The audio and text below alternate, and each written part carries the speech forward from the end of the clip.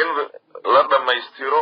oo qabyatir lagu sameeyo dastuurka taasi waxa waay mabda'iyan lama diidana oo guud ahaan taasi laakiin waxa ay meesha ku hoos qarsoon iyaga ay diidan yihiin dadka ay u dhuundaloola marka hab qoraalkaasi ayaa waxay tahay wax ka bedelid ereyga wax ka bedelid iyo dhamaystir waa laba macno kala leeyihiin dastuurka wax lagama bedeli karo haddii wax laga bedelayo afti ayaa wax looga bedeli karaa system ilaa iyo lagu soo dhaqmayay 60kii ilaa iyo hadda soo socday oo aanan maaragtay loo qaadin afti oo ama aanan sidaasi maaragtay runtii u sahlanayn waxa ka dhalan kara ee u baahan tahay wax badan in la xeeriyo in maaragtay si ay fudeedahay hadda xaalka sida uu u muuqdo in degdeg asaga wax looga bedelo waa arrin keeni karta taasi ismaandhaaf siyaasadeed ee ka abuurmi kara qalalaaso ayay qabaan dadka fikirka ereyga wax ka bedelka marka la yiraahdo aaminsan inuu yahay mid aanan ahayn mid sharci ah bismillaahir rahmaanir rahiim marka horeysa Cabdulfataax waa idin salaamaya dhamaan Jubbaland yani dadka ku nool iyo guud ahaan dadka Soomaaliyeed meel kasta oo ay naga dhageysanayaan waxaan idinku salaamayaa assalaamu calaykum waraxmatullaahi wabarakaatuh baarlamaanka maanta buuqii ka jiray labada aqalna halkaa maartay doodeen oo ay kaga hadlayeen habraaca dastuurka wax ka bedelka waxaan arkaynay ama dadka Soomaaliyeed ay meesha ay daawanayeen sida ay xildhibaanadu isku maandaafsanayeen iyo doodaha sida aragtay arbishada le qaarkooda aan markay aan u milicsanaynay marka kullayba marka inta wax diidali iyo inta wax doontay habraacaasi sida uu hadda uu qoran yahay runtii ma faahfaahsana dadka Soomaaliyeedna waxa fiican marka uu horeysan marka qodobada maartay muhiimka ah ee ay jiraan sidaan oo kala doodaha ka dhalan karo in loo soo bandhigo waa tahay professor habraac bay maanta ansixiyeen labada gole ee baarlamaanka Soomaaliya laakiin waxa xigi doona waa in qodobo dastuurka taabanaya la galo marka furitaankan ka sokow in la furo dad baa silugsan oo diidan oo siyaasiyiin miisaan culus ku leh siyaasadda marka adaba sidee ku muuqataa dadka diidan maxay ku diidan yihiin taxo riyaalka laftirkooda dalka hore wax soo hogaamiyay ay soo saareen maaragtay statements waqtigan la joogo oo markii ayaga laftirkooda odayaasha maamul goboleedyada isugu yimaadeen ay dhahaysay maaragtay faqrad dhinaca maaragtay awood qaybsiga iyo systemka parliamentarianka ah anaga in muddo lagu soo dhaqmayay dalka in isbedel lagu sameyn doono oo halkii hadda baarlamaanka uu yahay kan asaga hay'adda ugu sareysa isaga soo doorta madaxweyne iyo maaragtay xukuumadda siya maaragtay maxaa la oran jiray dadka kalsoonida sidoo kalena guddoonka baarlamaanka soo doorta in arrimahaasi in wax ka bedel lagu sameyn doono iyo awood qaybsigaba oo ay jiri doonto kaliya laba xisbi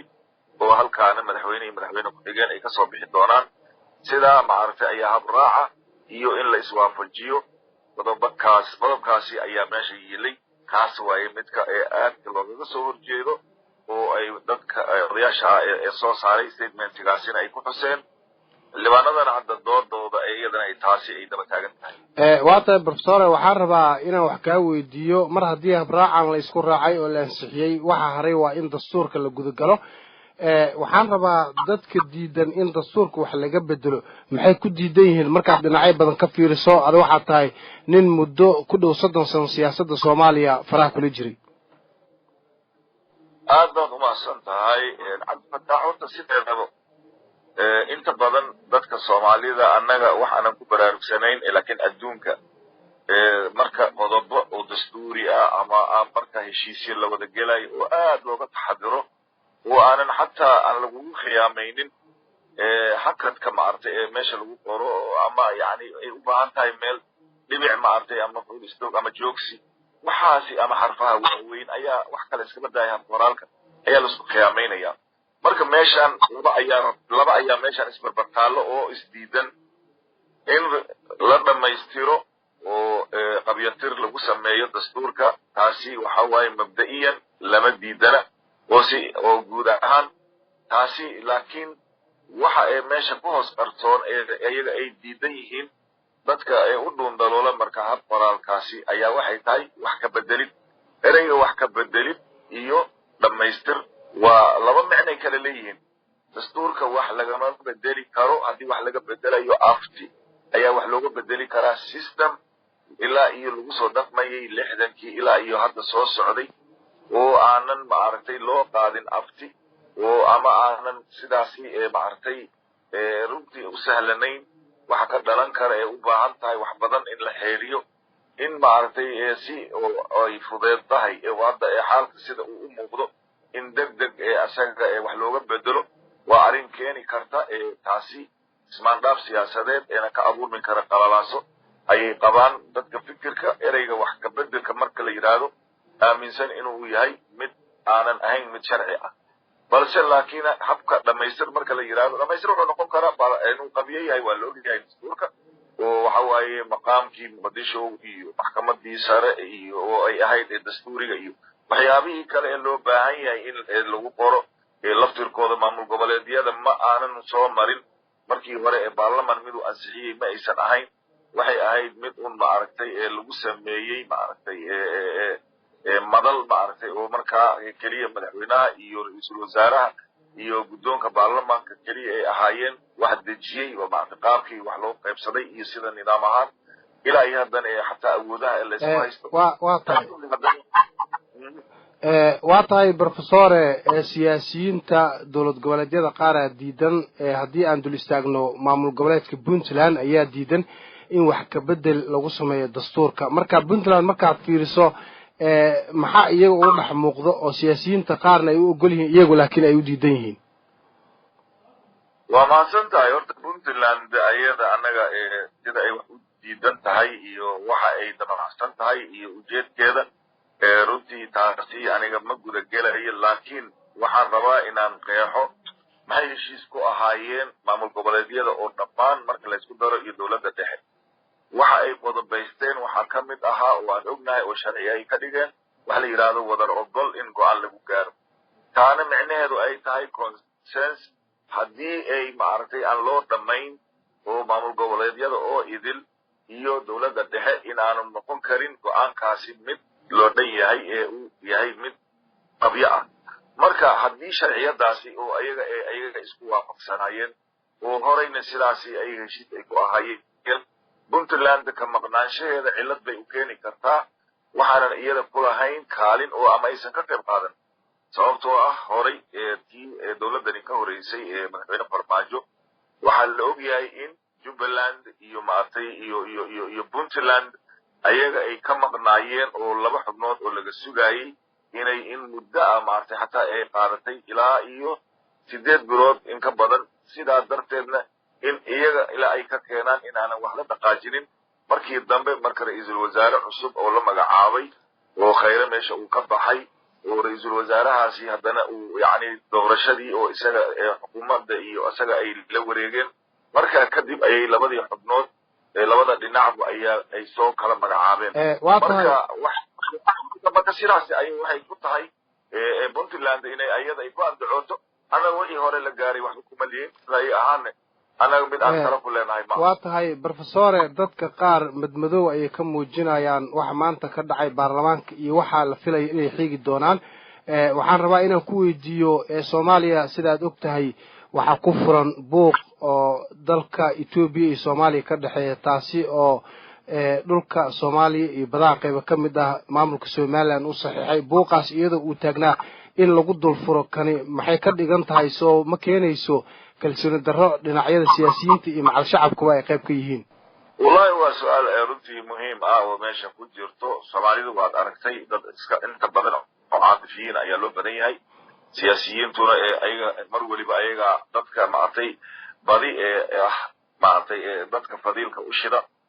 haddii ayaga ay ka soo horjeedaan oo maartay rag oo culus oo miisaan siyaasadeed ku leh maartay xaaladda dalkana sidan ay tahay waxay keeni kartaa yacni wax badan oo runtii loo baahnaa xilligan oo hal dhinac loo wada jeeday oo baryahan dambe ee Soomaalida qulubtooda markii la arkay waxa ay doonayso Ethiopia iyo damaceeda waxa laga yaabaa inay haddana ay kala furto oo dadkii haddana la yiraahdo meeshan waxaa la doonayaa in maartay awood qaybsigii oo awalba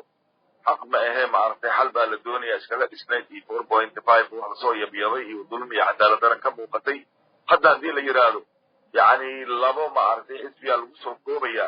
halkaasi waxa ay u muuqanaysaa markiiba inay soo ifbixayso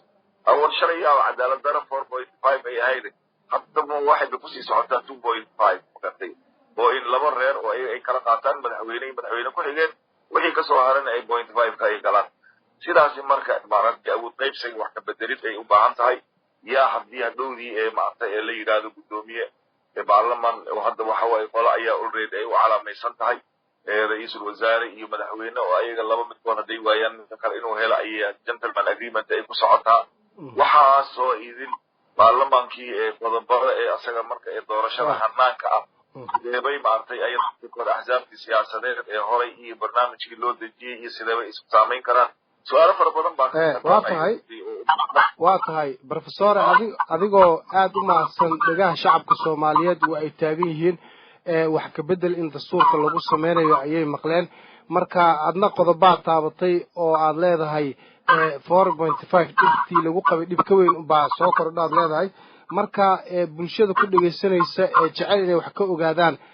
qodobo kale ma jira oo laga yaabo inay isbedelayaan ama waxa laga qeylinayo qodobadan iyo wax ku hoosugan ma jira mise intaan u baa laga qeylinaya dhinacyada marka fiirso waa maasitaay horta doorashadu iyada hanaanka ay u dhacayso waxaan u maleynayaa doorashada noocyo kala duwan ayay leedahay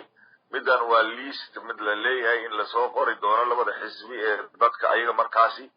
meesha tartanka iyo qaabka markaa loogu tartami doono kullayba habraaceed waxaa soo dejin doono kullayba haddana sida la filayo in baarlamaanka ama kadibna then haddii maanta annaga iyo adiga maanta oo meesha aan kala taagana ay tahay anoo shabeellaha hoose joogo iyo adigoo maanta jooga maartay Jubbaland Ismaayo haddii doorasho oo ayada ay timaado xaq u leh aniga inaan maartay intaan imaado Jubbaland intaan maartay doorasho aan soo bandhigo kursi ma ka heli karaa oo qof kasta oo Soomaaliya ma u furan tahay reer Jubbaland kaliya ayay u furan tahay reer Jubbaland laftirkooda waa ayo cid markaasi xaq u leh in ayaga ama laga soo doorto ama shabeellaha hoose waxaan ognahay Abdifataax intaan fadhinay oo anaga in bagaati 2 sano iyo bar waxay naga qaadatay mar aan ku mid ahaa maartay aan ka mid ahaa qoliyaha markaan ka shaqeynayay charterkii ama markaa dastuurka la rabay in wax lagu maartay dabaqo waxa waaye hal la yiraahdo ninka meesha wax ka noqonayo inuu yahay nin u dhashay iyo maya dhimayna nin u dhashay waa inuu noqdaa ninkaasi nin oo ku dhashay iyo maya hatta ku dhashay kaliya ma noqonayso meesha hatta nin ku dhaqmayna hatta waa inuu xaq u yeeshaa nin kala soo booday asiga war meesha ku dhashay iyo ku dhaqmay iyo u dhashay waxaasi waa laga yimid hadda ninka u dhintay ayaa iska leh ayaa asigan u meesha soo booday meesha dad baa maanta ayaga doorasho ay rabaan inay ku yimaadaan aniga u dhintay nin wuxuu rabaa inuu wax ku qaato aniga u dhashay mid wuxuu rabaa inuu wax ku qaato aniga ku dhintay ama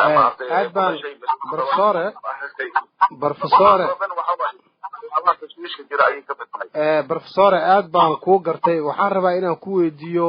maamulka Puntland hadii aanay waxba ku lahayn wax ka bedelkan dastuurka lagu sameynayo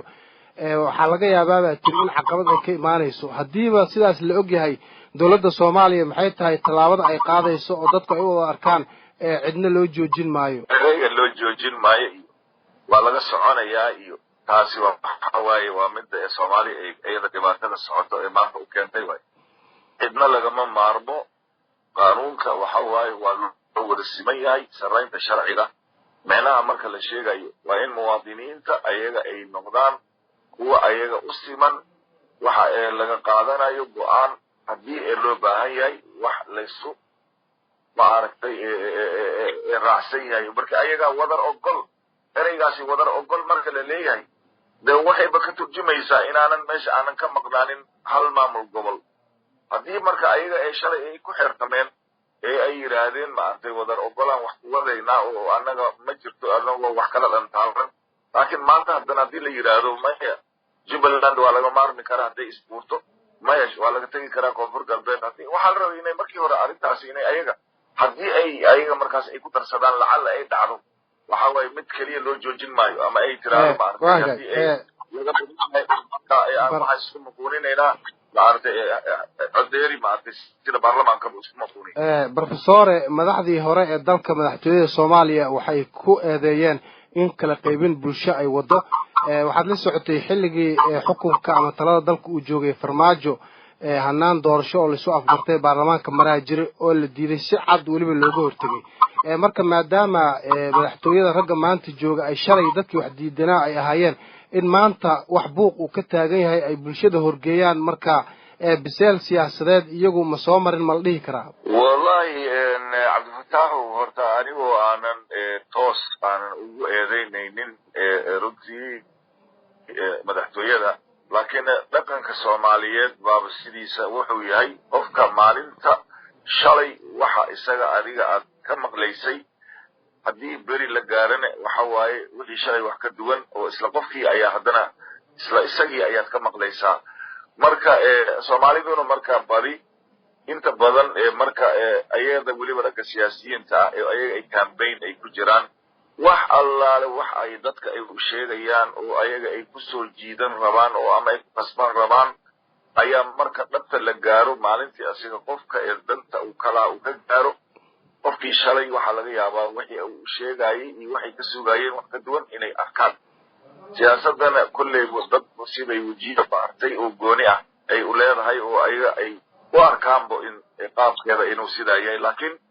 waxa qoran lagu heshiiyo in la ilaaliyo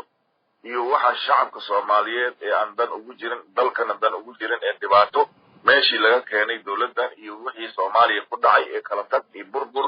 intaasi in la qiimeeyo loo baahan yahay mar waliba laga ilaaliyo sida isha looga ilaaliyo maartay maxaa dhigi jiray qashinka in ayadana looga ilaaliyo in maanta dawladnimo mar kale haddana lagu kala tago iyo dhibaato iyo Soomaaliya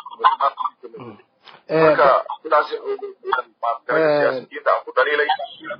hadalladooda isburinaya tanaaqudaadka maanta ama contradictionka ka dhaxeeya markay ayaga wax doonayaan gooni markay ayaga ay meesha yimaadaan wax kale la soo baxaan professore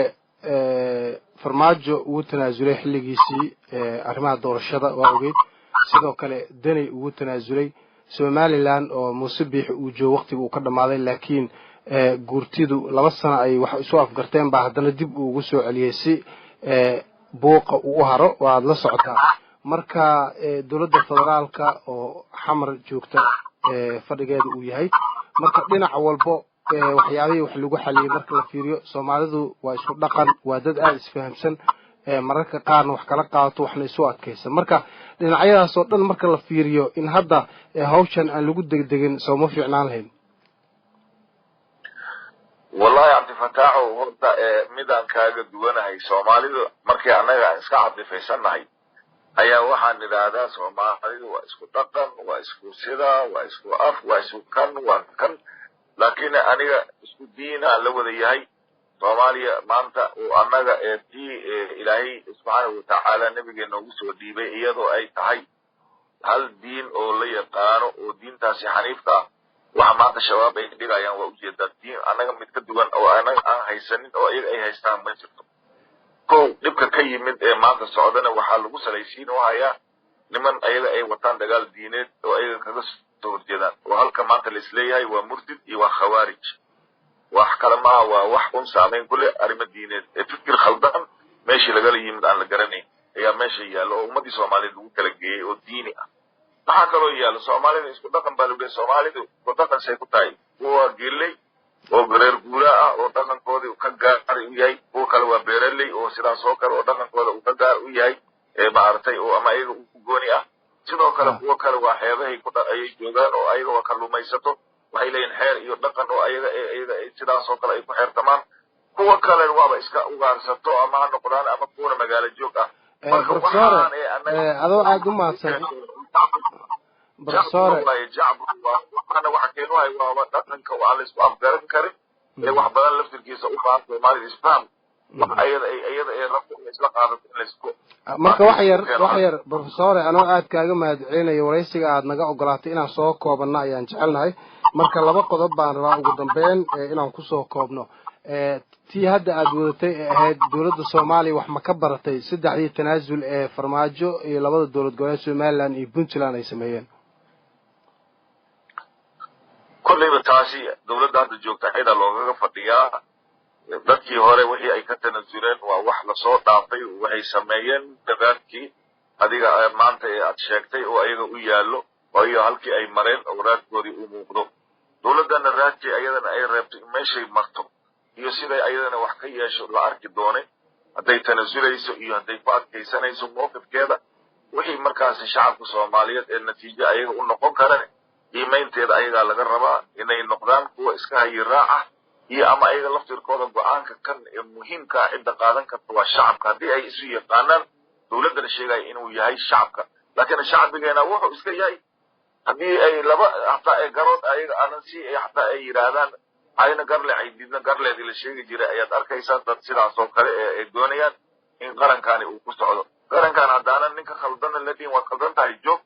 kan saxna aanan garab lagu siinin la diin waxaan waa saxan tahay ayadoo loo danaynayo dalka iyo dadka iyo diinta ee aanan reer iyo qoys iyo qof loo danaynayn ugu dambeyntii professor adoo aad u mahadsan wax ka bedelkan oo dhinacyada isku diidan yihiin haddii tallaabooyinkaas la qaado ugu dambeyn maxaa ka dhalan kara wallahi horta anaga ilaahay waxaan ka rajaynaynaa inuusan dhibaato abuuro oo ummadda kale madax isu geliyo inuusan noqon laakiin waxaa loo baahan yahay wixii ayaga ummadda Soomaaliyeed ee ay u arkayaan inuu dhibaato keeni karo inay dawladdu sidii shalaybo ayaga dib loogaga laabtay wixii markii horena ayaga la soo ansixiyay oo keenay baarlamaanka doorasho ma artay qof iyo cod markii anaga baarlamaanka tobnaad aan ahayn ayagana aan baarlamaankana uu ku raacay oo ayaga haddana ka laabtay oo haddana yiri maya doorasho dadban ayaa la aadayaa annaga hadda diyaar uma nihin oo wadankana uma habaysna doorasho oo ma artay qof iyo cod haddana haddii ayaga ay ka laabtaan maamul goboleedyada haddana ayaga awood u sidii daraado kala dan inay yiraahdaan meeshan waxa soo socdo oo annaga noo muuqdo suurtagal ma noqon karto oo dalka oo ku furan problem fara badan oo adiga hadda dagaaladan cabsi laga qabo oo ciidan ma aragtay awood wax ku qabsanayna dalkii badiisa ay joogaan ismaan dhaafiyadan kale ee jira shabaabkii oo dagaalkiisii weli ay baatay sida xaalkiisa u yahay ogyahay haddii haddana ay isugu tagaan maamul goboleedyada ay soo saaraan doorashada mayatan ma socon karto waa in sidii hore parliamentarian ay noo ahaataa 4.5 keenan ku soconaynaa sidaasi iyo ayaa nabadgelyo ayay haddana sheekada ay ku soo hagaagi kartaa oo mar kale waxa oo hadda taagan looga gudbi karaa